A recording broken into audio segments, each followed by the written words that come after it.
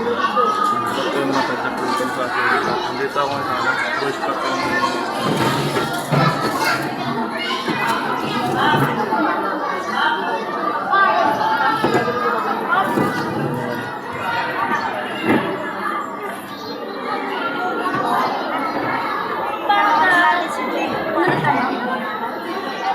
nasa baba pa yung anak ng dalawang. Elementary to.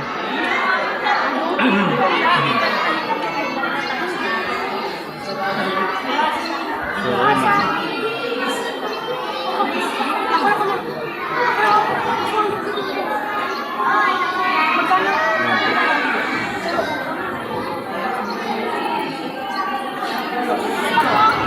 Kitang kita dito yung airport.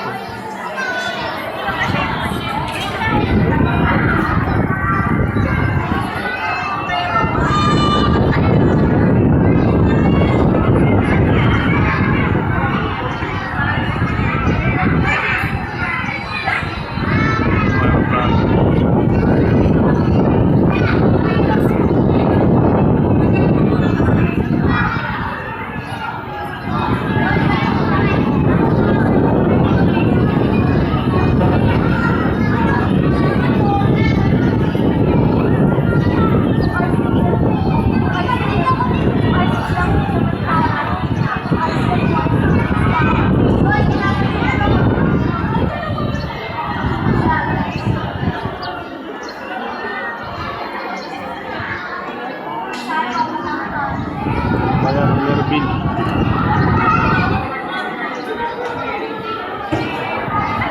Empat.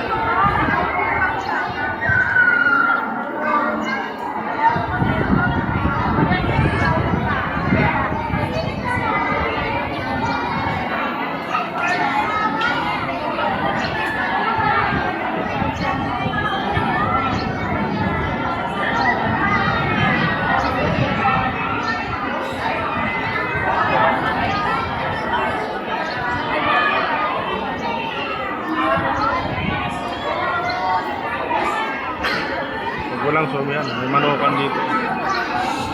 Puro panabong.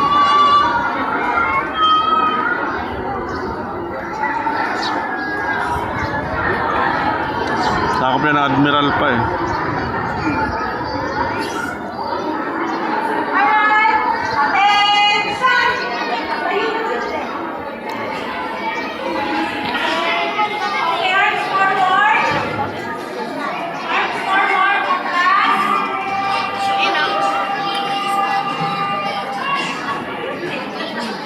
Voice call.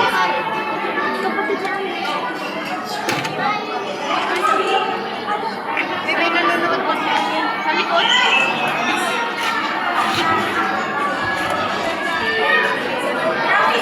Voice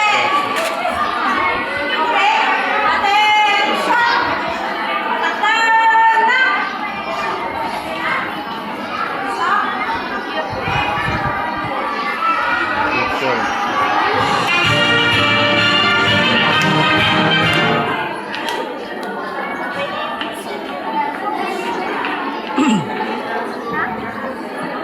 Handaan mo. Natatalat ng team lang ilang. Kuha mga hilag habang nag-vlog.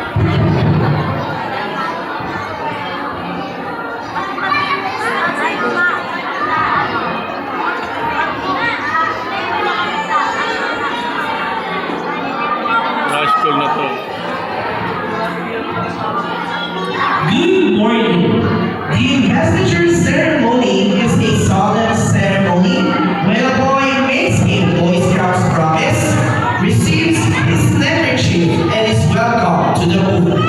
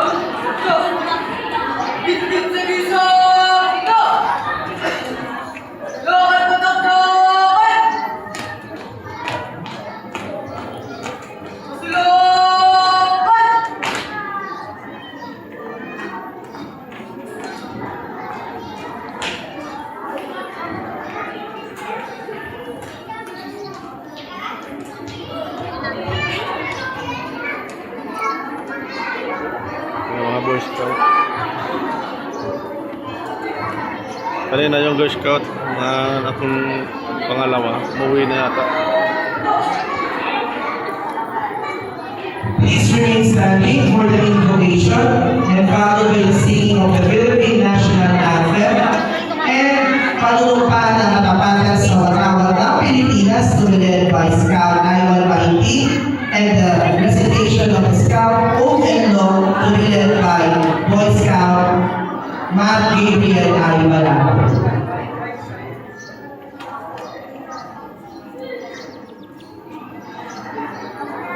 Heavenly Father, we come to you today with humble hearts, seeking your guidance and wisdom as we read this program.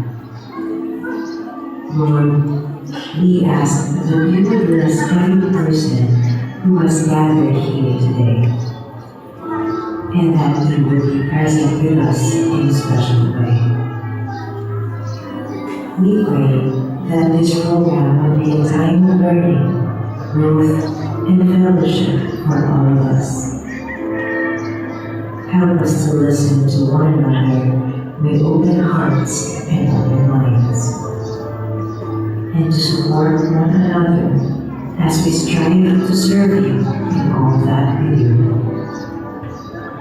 Please give us the strength and the courage to follow your will, and to use the gifts and talents you have given us to make a positive difference in the world.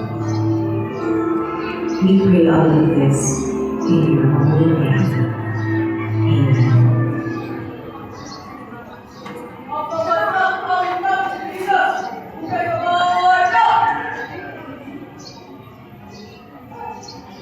Mga kababayan, ang mga bansang araw ng Pilipinas.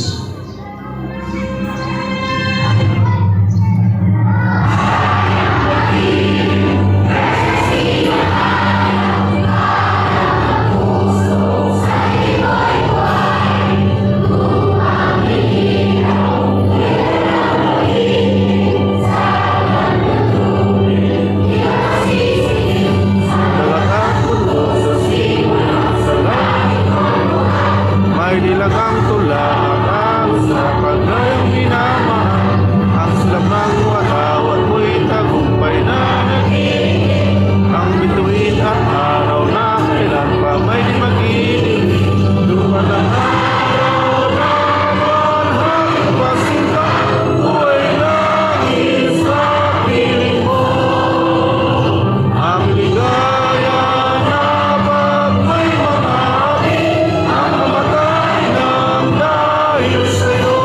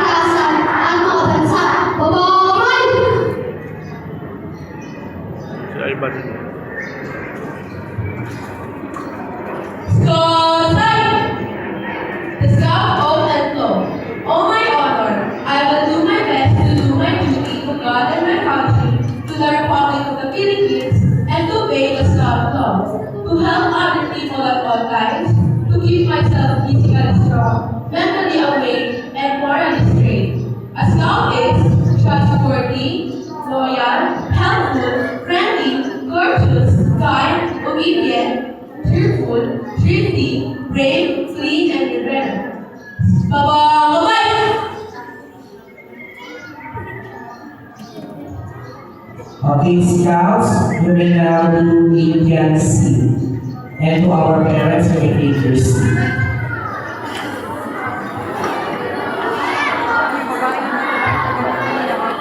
And to give us the opening remarks and also her message, may I call our institutional head, Dr. Lorenda P. Aquino. Let's give her a warm round of Scout clap.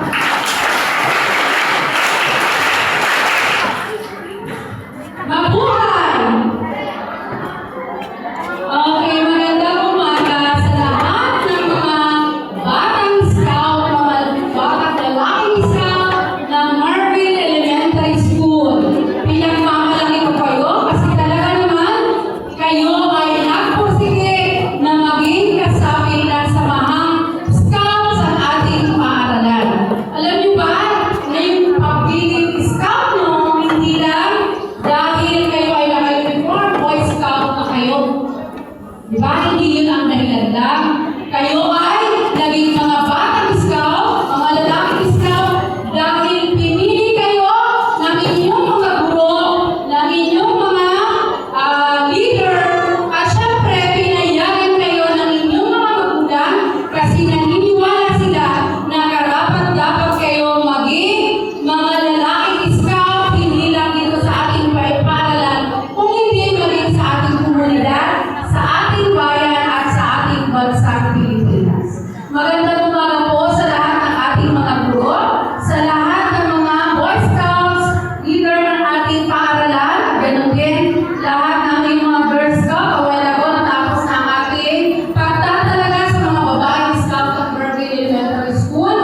Natutuwa ako dahil minsan pa pinatunayan natin na lagi tayong handa sa anumang mga aktibidades ng ating paaralan. Nariyan ang ating mga magulang, palakpakan niyo ang bawat isa sa inyo. Salamat at taas na suporta na ibinibigay niyo sa ating paaralan. Tunay na hindi naman po talaga magiging matagumpay ang anumang programa kung walang suporta ng mga magulang. At lagi niyo pong tatandaan, kami mga namumuno dito sa paaralan, mga guro na teaching at kasama ang DepEd at ang local government. Diba? Hindi naman po kami nagsisilbi para sa aming mga sarili, kung hindi para po sa inyong mga anak, para po sa ating komunidad, at syempre, para sa kaayos ng ating ng bawat mag-aaral na nag-aaral dito sa Marvin Elementary School. Sabi nga diba, napakalaking bagay na ang isang mag-aaral ay kasapi sa samahang scout. Bakit? Kasi dito natututunan nila kung bakit kailangan maging mapalang kaibigan ka. Diba? Kasi sabi nga dito, ang isang Cub Scout, ang isang Kid Scout ay dapat friendly. Ano yung friendly mga bata? Mapagpalakaibigan. Eh di ba, bakit makaaway? So, kahit hindi mo yan kaklase, hindi kayo pareho ng section, dapat ang tingin niyo sa isa't isa ay magkakapatid at iisa ang inyong tahanan, ang Marvin Elementary School. Alam niyo na nababalitaan niyo na may mga kaso ng bullying na nangyayari. Sa palagay ko, maiiwasan yan kung isa sa buhay ng bawat batang scout ang kanyang pagiging Boy Scout. Bakit? Kasi wala naman walang Boy Scout na hindi magpag-away. Meron ba? Wala. Walang Boy Scout na ang tingin sa kapwa niya ay mas mababa.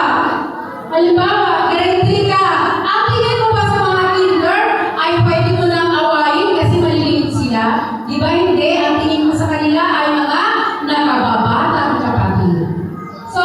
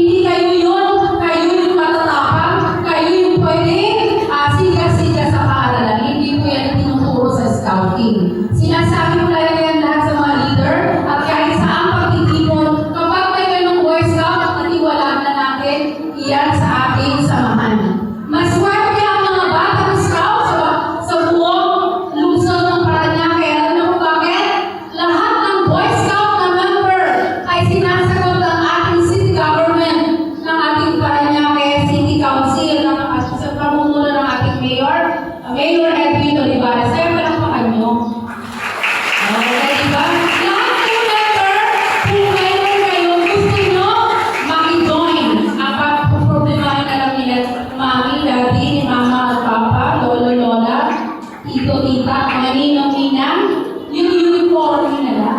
Hindi katulad ng Girl Scout, nagbayad sila ng registration para maging member. Pero ang Boy Scout ay libre ang registration. Lahat kayo pasok kung may gusto. Pero, ini-evaluate pa rin ng teacher. Kung hindi kaya sumunod, kahit libre ang registration, huwag na sumama. Kasi pag isa kang batang scout, dapat marunong kang sumunod sa patakaran ng scout. Nakita rin niyo yung mga binanggit dito ng ating mga kuya. Yun yung ating palatandaan. Na marunong, sumunod, loyal, friendly, respectful, ibig sabihin gumagala, hindi lang sa nakakatanda, kung hindi kahit sa kapwa mo. Mga anak, nababalitaan mo rin, lalo na yung mga grade 6, yung balita, di ba, na isang grade 7 na nag-hack sa isang gym din, nakita na ba, di ba? Kalain mo, sa gabi, nagpa-practice na graduation ng grade 6. Diba? Isang hapon. Pag-uwi na sila. Hindi pala nila alam na isang grade 7 na naiwan sa gym. Tinabukasan kung babalik sila sa pag-practice ulit, naabutan nila nakahang na isang grade 7. Alam niyo ang dahilan? Ang isa sa dahilan dahil nag-aamoy ang mga magulang araw-araw sa bahay. Hindi siya nakakakita ng support. Mga mami at daddy, hindi po biro yung ganyan nararamdaman. Kapag yung anak niyo po ay nalulog, hindi nakakaisip na maganda dahil sa problema, may sarili din silang problema dito sa paaralan. Kung idadagdag pa yung problema nila, syempre sa pag-aaral, gusto nila yan na ibig sabihin, maganda rin ang grades nila, nakakasunod sa mga kaklase, kaya kung pagdating sa bahay, walang suporta, di ba? Dumadagdag yung alalahanin nila. So, wag natin sabihin na, yung mga bata, may sinasabi natin minsan, ako, hindi dapat gawin kawayo. Pero tandaan natin, hindi lagi yung pagsasabi, yung bayan natin kung hindi na natin siya na bibigyan ng atensyon ay okay na. Diba? Ang isa pa, sa grade set, parang special, nasa special education siya. Parang first year din, kung ano naman sa fourth floor, yun naman bullying. Diba? Nakakalungkot kung yun ang mga dahilan ng pagkasira ng buhay. No? Bantayan natin ang ating mga anak, lagi pinapaalala, lagi may solusyon ang problema. Hindi dapat sinasarili. Kaya katulad niya, napakaganda na may samahan tayong Boy Scout, yung mga kaklase na medyo tahimik, tatanungin mo, bakit yung dati maingay ka? Bakit ngayon parang tahimik ka? Diba? Kukumustahin yung kaklase, baka naman may pinagdadaanan. Hindi mo kailangan sabihin sa kanya, okay lang yan. Yung makikinig ka lang sa kinagkwento niya, napakilang ng bagay. No? So kami dito sa paaralan, lagi namin sinasabi na handa kami makinig. Pero siyempre, sabi nga, hindi rin namin lagi mababantayan na ganun ka, isa mabibigyan ng natin support yung mga bata na marami sa loob ng klase. Kaya nga, sinasabi kanina, nasa management committee meeting kami ng buong SBO, sabi ng aming superintendent sa mga guro, kung utusan siya ng punong guro para pumunta sa opisina at iiwanan niya yung 30 bata, pwede siyang tumanggi na huwag sumunod sa principal. At sabihin niya, hindi ko maiiwan yung aking estudyante. Tama naman, di ba? Hanggang maaari hindi namin ginagawa yan. Kasi, laging ang aming nasa ng inyong mga anak. Pero, syempre, hindi natin sinasabi na hindi pwedeng mangyari. Meron at merong nakakalusot. Konting nalingan ka lang, meron palang lumabas na bata. Yung nga sinasabing tumalon, kaya nagkukuha siya ng nanay. Nasa ground floor ang room ng anak niya, bakit sa 4th floor tumalon? Eh, bakit lumabas? Hindi napansin ng teacher umakyat sa 4th floor tumalon. Mga anak, hindi dapat gawin yan. Tama ba gawin yun? Laging ang ating Panginoon ang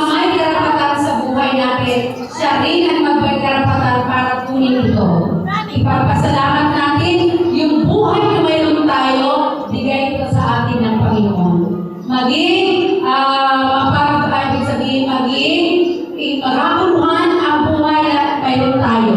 Araw-araw ipagpasalamat kung ano ang mayroon tayo. Kung may pinagdadaanan niya, ibig sabihin dadaan lang yun. Lilipas at lilipas. Kaya nga laging bati ng mga scout, good morning. Bakit good morning? Laging may bagong umaga na nakalaan sa bawat isa.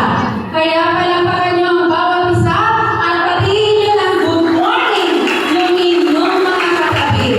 Muli, isang mapagpalang araw po sa inyong lahat. Limited yun. Alright, thank you very much, Ma'am Lauren, for such wonderful words of welcome and opening our ceremony this afternoon. May I call on our BSB Field Council Executive, Scouter Robert Castaneda, to present the charter. In behalf of Sir Robert Castaneda, may I call on our BSB School Coordinator, Scholar John A. Lumiba, to present the charter. And may I also call on our institutional head, Dr. Lorena Pianino, to accept the charter.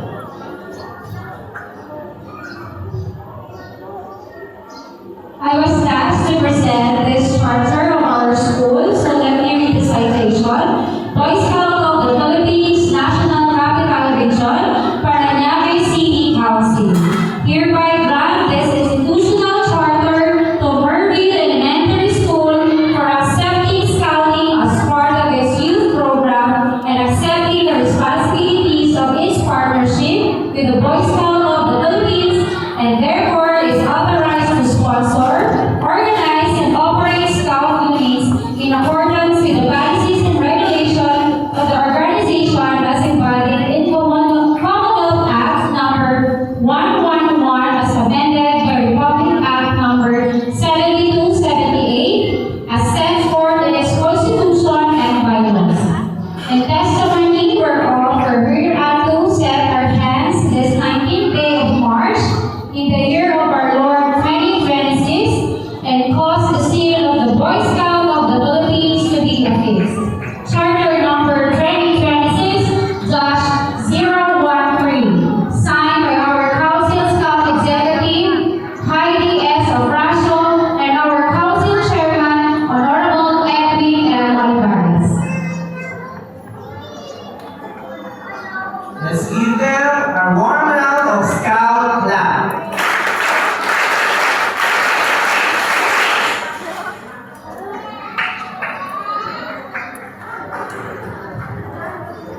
Let us now witness the investiture ceremony of our Kid Scouts.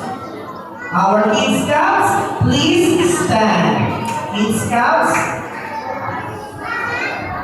let's all welcome Scouter Karen A. B.C. and Scouter Rosetta B. De La Peña to formally officiate our Kid Scouts investiture ceremony.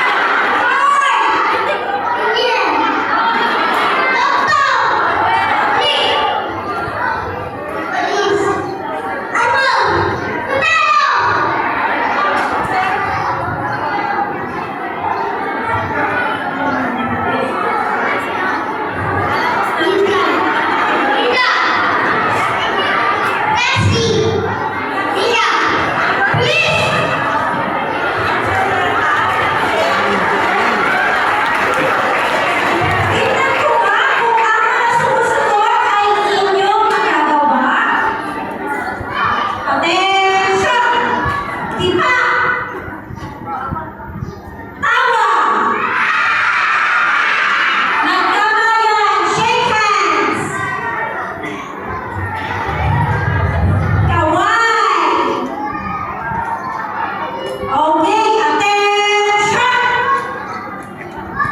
Ngayong napatunayan, inakatayahan, tanggapin ang alampay, unang alay at ibigay. Inaanyayahan ko ang mga magulang na isuot sa inyong mga anak ang alampay. Simulan ang mga gawain sa Kids County. Parents, isusuot po ang scarf ng mga anak. Sabay-sabay po, pakitanggal po muna ang parents. Wala po po na magkakabit. Sabay-sabay po natin. Mga parents po ng Kids Scout.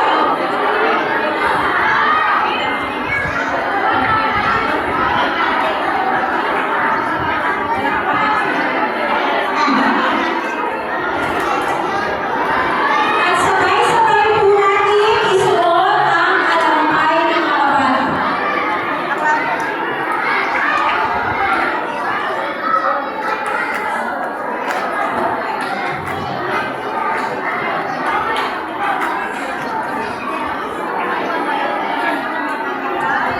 Mahaba na yung vlog ko.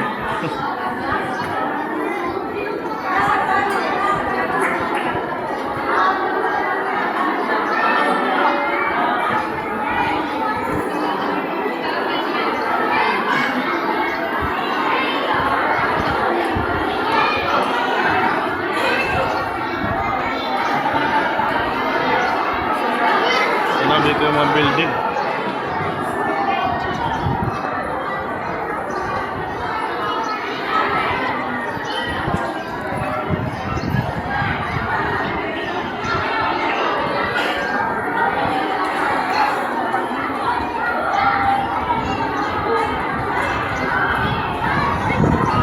Pag naisuot na po ang alampay ng mga bata, maaari na pong bumalik sa upuan ng mga magulang.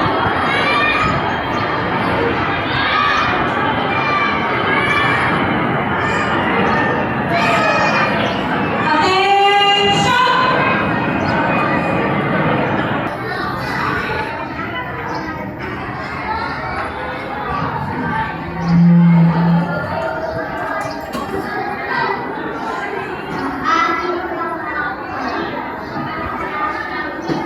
Ang aking pangako, kahinan Diyos at ang bawat, at susunod na bata at babae, sa tanganan man at asalan.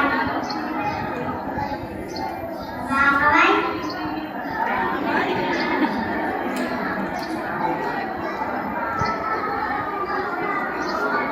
Ngayon, bawat isa, isang tunog na muliling ang kailangan na.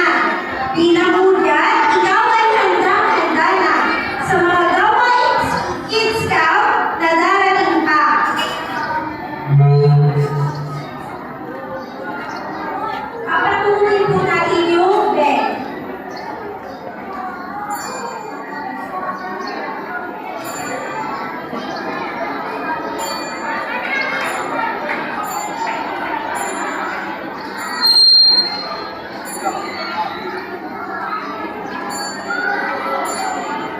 Yung mga bata pa marunong na para kung may gusto maging sundalo, mabilis lang. May idea na sila.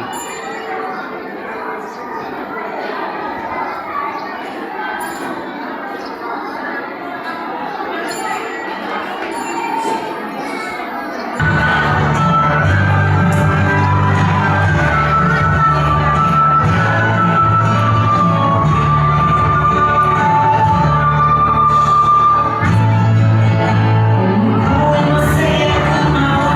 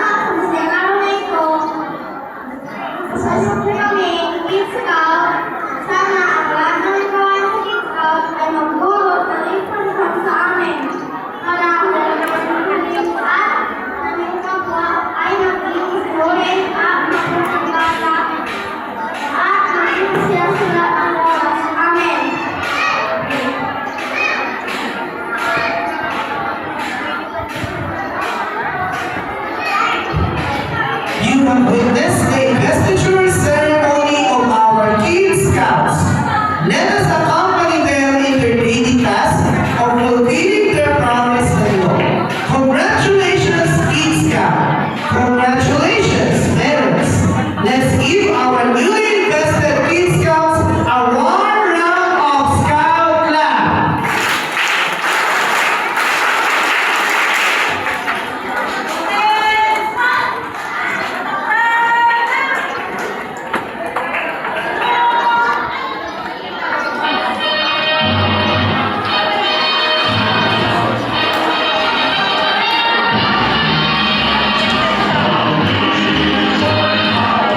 Again, thank you, parents and sponsors.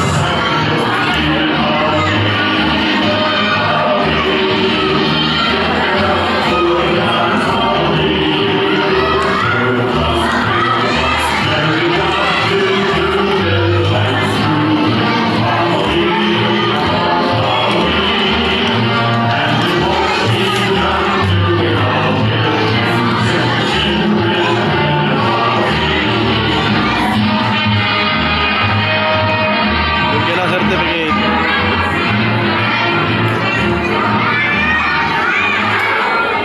So let us now have the investiture of our Cub Scouts.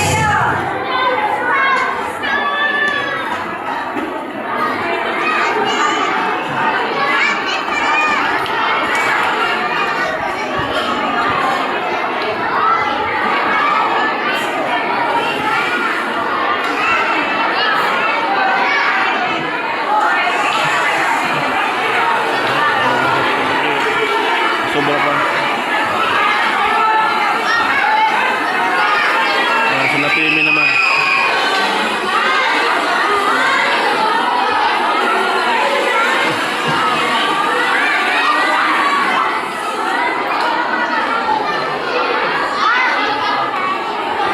Cub Scouts, attention!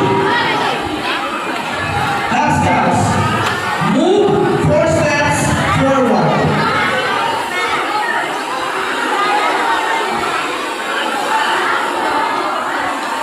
Mahuli ang si Tim.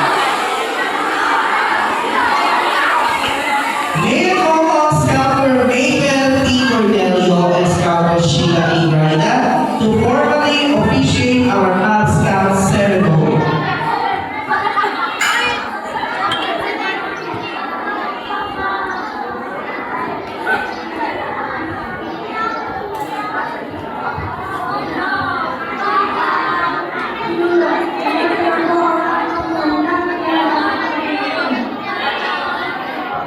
Magaling! Kayo ba ay nagparito upang handang tanggapin ang pagtatalaga?